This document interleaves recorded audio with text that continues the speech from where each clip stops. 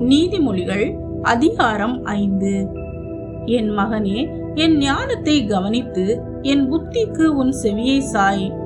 அப்பொழுது நீ விவேகத்தை பேணிக் கொள்வாய், உன் உதடுகள் அறிவை காத்துக்கொள்ளும். பரஸ்திரீயின் உதடுகள் தேன் கூடு போல் ஒழுகும், அவள் வாய் எண்ணெயிலும் மிருதுவாய் இருக்கும். அவள் செய்கையின் முடிவோ எட்டியை போல கசப்பும், இருபுறமும் கருப்புள்ள பட்டயம் போல் கூர்மையுமாயிருக்கும். அவள் காலடிகள் மரணத்துக்கு இறங்கும், அவள் நடைகள் பாதாளத்தை பற்றி போகும். நீ ஜீவ மார்க்கத்தை சிந்தித்துக் கொள்ளாதபடிக்கு அவளுடைய நடைகள் மாறி மாறி விகாரப்படும், அவைகளை அறிய முடியாது. ஆதலால் பிள்ளைகளே, இப்பொழுது எனக்கு செவி கொடுங்கள், என் வாயின் வசனங்களை விட்டு நீங்காதிருங்கள். உன் வழியை அவளுக்கு தூரப்படுத்து, அவளுடைய வீட்டின் வாசலை கிட்டி சேராதே.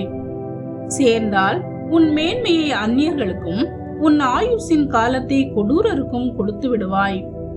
அந்நியர் உன் செல்வத்தினால் திருப்தி அடைவார்கள், உன் பிரயாசத்தின் பலன் புறத்தியாருடைய வீட்டில் சேரும்.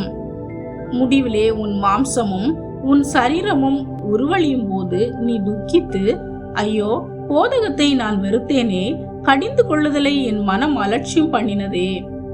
என் போதகரின் சொல்லை நான் கேளாமலும் எனக்கு உபதேசம் பண்ணினவர்களுக்கு என் செவியை சாயாமலும் போனேனே. சபைக்குள்ளும் சங்கத்துக்குள்ளும் கொஞ்சம் குறைய எல்லா தீமைக்கும் உள்ளானேனே என்று முறையிடுவாய்.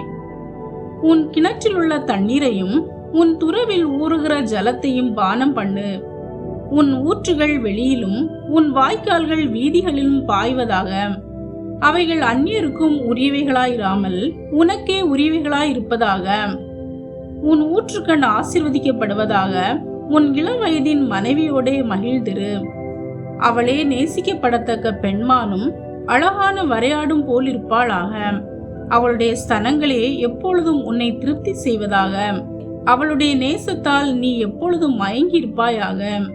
என் மகனே, நீ பரஸ்திரீயின் மேல் மயங்கி திரிந்து அந்நிய ஸ்திரீயின் மார்பை தழுவ வேண்டியதென்ன? மனுஷனுடைய வழிகள் கர்த்தரின் கண்களுக்கு முன்பாக இருக்கிறது, அவனுடைய வழிகள் எல்லாவற்றையும் அவர் சீர்தூக்கி பார்க்கிறார். துன்மார்க்கனை அவனுடைய அக்கிரமங்களை பிடித்துக் கொள்ளும், தன் பாவ கயிறுகளால் கட்டப்படுவான்.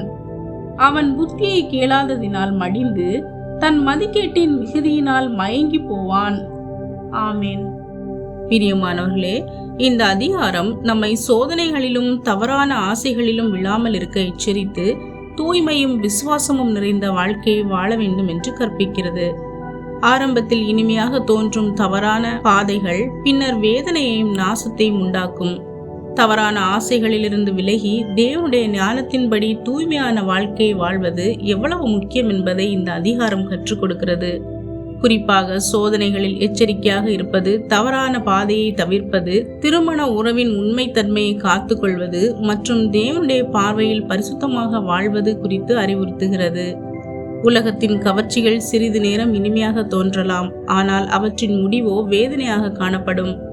மேலும் நாம் சோதனை வரும் நேரங்களில் உணர்ச்சியை பின்பற்றாமல் தேவனுடைய வார்த்தையை பின்பற்றுவோம். நம் கண்களையும் எண்ணங்களையும் இருதயங்களையும் காத்து கொண்டு தேவனுக்கு பிரியமான பரிசுத்தமான வாழ்வை வாழ்வோம். இன்று இந்த அதிகாரத்தை வாசித்து, ஆண்டவரே, தவறான பாதையிலிருந்து என்னை காத்து உமது ஞானத்தின் பாதையில் நடத்தும் என்று ஜெபிப்போம். இந்த அதிகாரத்தின் வார்த்தைகள் உங்கள் வாழ்க்கைக்கு எச்சரிக்கையாகவும் ஞானமாகவும் ஆசீர்வாதமாகவும் இருக்கட்டும். ஆமேன்.